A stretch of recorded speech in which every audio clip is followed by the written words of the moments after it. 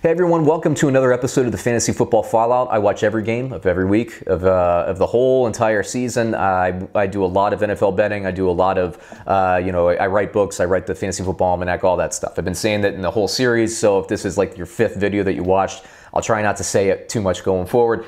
Today we're going to be talking about the 49ers and the Buccaneers. And when I say we're going to be talking about, I mean I'm going to be talking about. So the Buccaneers and 49ers, it was a game I was interested in. I thought this game was going to go on the over. It was a little bit lower scoring than I thought. But I can attribute that to both offenses. Just they couldn't get it going. And I've been seeing this throughout the series as well. A lot of NFL offenses at this point are rusty. They need probably a couple weeks to really get fine-tuned. Let me talk about the Bucs first, and I was concerned by a couple of things. First, Jameis Winston, I thought was going to have a bigger game. He looked a little lost, maybe indecisive. I don't really know what it was. Maybe it was just the unfamiliarity with the scheme. He's still acclimating, but I expected him to push the ball down the field more, and I just didn't really see that. They weren't really getting a lot of long targets. Mike Evans, Chris Godwin, I think they have a lot of value later in the year. I was happy to see that O.J. Howard was involved in the game plan early, but Cameron Brate got his touches as well. I'm a little hot and cold on that Tampa Bay tight end. I would really focus on them as more matchup, streaming tight ends, or playing daily fantasy. At quarterback, I'm a little concerned about Jameis Winston. I think this offense will give him more opportunities than he's had in the past, although the Dirk Cutter system is usually good for quarterbacks.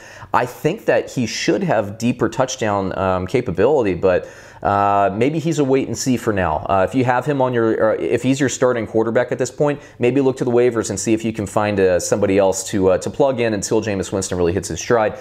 Mike Evans, I think, will be fine. Godwin will be fine. This offense will be there.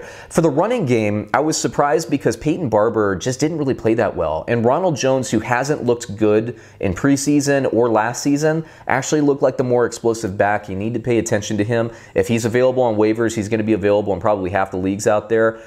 Maybe not so much after, by the time this video is going to be posted. But, Ronald Jones is somebody that you need to pay attention to. I think he's the better pass catcher. He looked like the more explosive runner. The problem with Ronald Jones is that, I've never seen his ability to block and pass, obvious passing down. So if they have to keep him in to chip or to block or pick up a blitz, he needs to improve in that area. If he can improve that area, I think he probably is the best back in that Tampa Bay system. I own Barber. Jones has gone in my league. I'm going to stick with Barber because I think he's the power back. I think he's the guy that's most likely to get the first and goal from the one carries. But you need to pay attention to Ronald Jones. Now from San Francisco, the game started a little, I think, a little rusty for Garoppolo. He'll be fine. I found it interesting. The receivers didn't really do well. The touchdown went to James. Kittle obviously was fantastic. He's going to be a monster all year again. Tevin Coleman is obviously injured. I think Mostert is the better running back in that system. Breida is going to probably get the start. I think Mostert is probably the guy that you're going to want to have if you're looking for a waiver pickup and play. I think he's the guy who's more likely to take a carry 60 yards for a touchdown. I think that.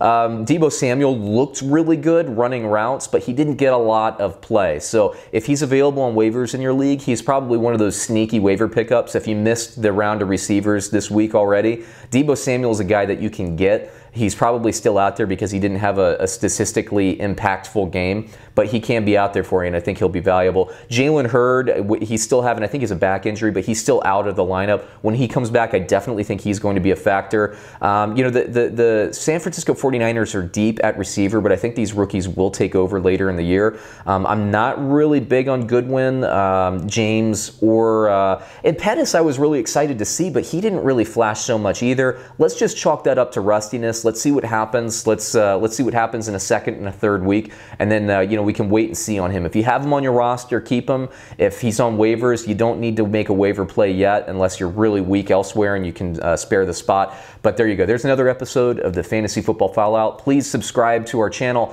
Please like our video and comment. That really helps us grow. And we'll be back with another episode soon.